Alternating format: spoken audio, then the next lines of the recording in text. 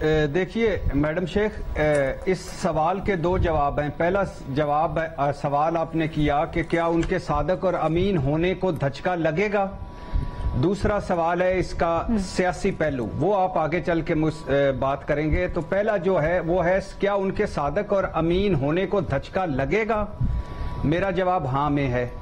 کیوں لگے گا؟ کیونکہ بات یہ ہے کہ پہلا یہ بتاتا جاؤں کہ ریکارڈ کی درستگی کے لیے عرض ہے کہ میں پہلے دن سے آپ کے اور باقی سارے پروگراموں میں بھی کہہ رہا تھا کہ توشہ خانہ ریفرنس وہ پل سرات ہے جو خان صاحب عبور نہیں کر پائیں گے، یہاں ہو سکتا ہے وہ نااہل ہو جائیں۔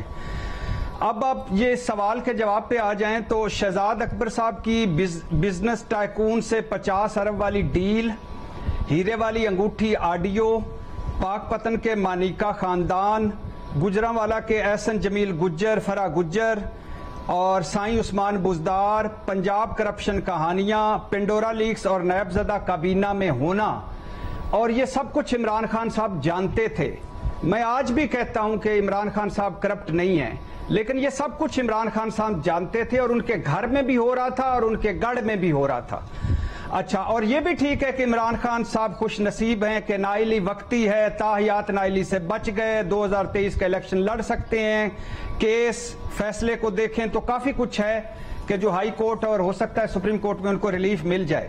مگر میڈم شیخ میرا سوال یہ ہے کہ عمران خان یہ پل سرات عبور بھی کر جائیں، ان کی نائلی ختم بھی ہو جائے، کیس ختم بھی ہو جائے، مگر میرا سوال یہ ہے کہ میرے قائد انقلاب جو میں عمران خان سے پوچھنا چاہتا ہوں، آپ یہی کچھ تو بدلنے آئے تھے۔ بقول آپ کے آپ کو اللہ نے عزت، شہرت، دولت، وزیر اعظم بننے سے پہلے ان چیزوں سے نواز رکھا تھا۔ بقول آپ کے مجھے کسی چیز کی ضرورت نہیں تھی کہ میں ان چیزوں کے لیے وزیر اعظم بنتا، اور آپ ریاست مدینہ کے بھی دائی تھے جس میں حضرت عمر 2 چادروں کا ایک اضافی چادر کا بھی حساب دے دیا کرتے تھے۔ آپ کا یہ بھی کہا کرتے تھے کہ تحفے ریاست کے ہوتے ہیں، حکمران کے نہیں۔ آپ تحفے چھپانے کو بددیانتی کہتے تھے، پھر آپ نے تحفے اونے پونے داموں پر لیے، انہیں بیچا، انہیں چھپایا۔ کیوں؟ اور کیوں؟ آپ تو یہی کچھ بدلنے آئے تھے، بس اتنا ہی پوچھنا ہے خان صاحب سے کہ کیوں؟ اچھا سر، ویسے ریکارڈ کی درستی کے لیے تحفے لیے پھر بیچے نہیں، تحفے بیچے پھر ان کو خریدا جو کمائی آئی تھی اور اس کے بعد اس کو ڈکلیئر کیا۔ لیکن سر مجھے یہ بتا دیں، اگر آپ یہ کہتے ہیں اور یہ مانتے ہیں کہ خان صاحب کے صادق اور امین کے دھچکا لگا ہے، سر ایک سیکنڈ نا، آپ یہ مان رہے ہیں کہ جو دعویٰ ہے ان کا صداقت اور امانت کا اس کو دھچکا لگا ہے، لیکن پھر آپ اگلی سانس میں یہ کہتے ہیں لیکن عمران خان کرپٹ نہیں۔ یہ مجھے سمجھ نہیں آیا۔ اگر عمران خان کو پتا ہے یہ سب کچھ ہوا ہے اور انہوں نے کیا ہے یا کروایا ہے تو وہ کیسے کرپٹ نہیں؟ میڈم شیخ، ایک ہوتا ہے کرپشن خود کرنا، ایک ہوتا ہے کرپشن آپ کے میرے گھر میں کرپشن ہو رہی ہو، میرے ساتھی کرپشن کر رہے ہوں، میری حکومت میں کرپشن ہو رہی ہو، اس پر چشم پوشی کرنا، اس کو نظر انداز کرنا، اس پر کوئی کاروائی نہ کرنا۔ ابھی تک جتنی تحقیقات آئی ہیں، الزامات جو بھی لگیں، اس میں یہ کبھی بھی نہیں لگا کہ عمران خان صاحب نے کرپشن کی، لیکن یہ ضرور ثابت ہوا ہے کہ عمران خان صاحب نے تحفے انہوں نے پھر اپنی ذاتی استعمال کیا نا، یا ان کے بہاف پہ کسی اور کے لیے انہوں نے یہ نہیں، یہ تحفے بھی تو ذاتی ان کے تھے نا اور ان کے ذاتی استعمال کے تھے۔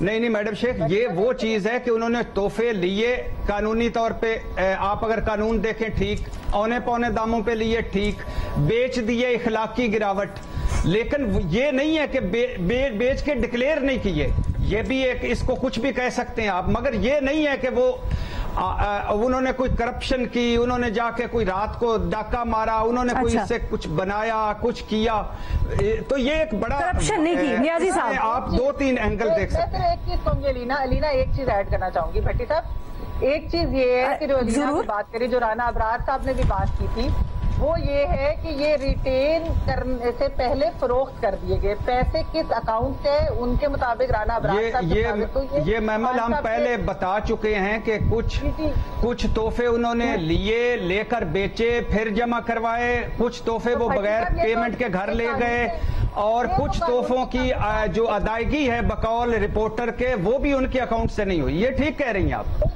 لیکن یہ محمل کی بات سنیں، محمل کی بات سنیں، اس میں بھی ایک نقطہ ہے. محمل کی بات سنیں، 1 منٹ پھر جواب دیجیے گا.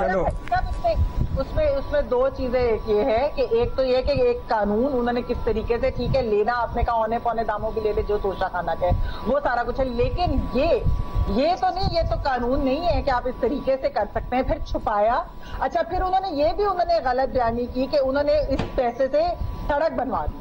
اچھا سڑک والی چیز تو انہوں نے ای سی پی کے اس کے اپنے جواب میں بھی نہیں ڈالی کیونکہ وہ تو ظاہری بات ہے اتنا نہیں. پھر ایک اور بہت امپورٹنٹ بات سڑک کا انہوں نے بتایا نہیں فیصلے میں، آپ نے دلائل میں ای سی پی کے سامنے کی جو دولت تھی ان کے پورے کریئر سے بڑھ کر ان کی دولت ان توشہ خانہ کے گفٹ کے جو ہے وہ زیادہ تھی. مطلب وہ جو یہ تو محمل سرفراز صاحبہ کئی مرتبہ کہہ چکے ہیں، مگر یہ چھپایا گفتگو کرو اوپر کرپشن نہیں آتی. تو یہ توشہ خانہ کے گفٹ تو ان کے ہی تھے، یہ توشہ خانہ کے گفٹ ان کے اہل و عیال کے نہیں تھے، یہ ان کے گفٹ جو انہوں نے بیچے.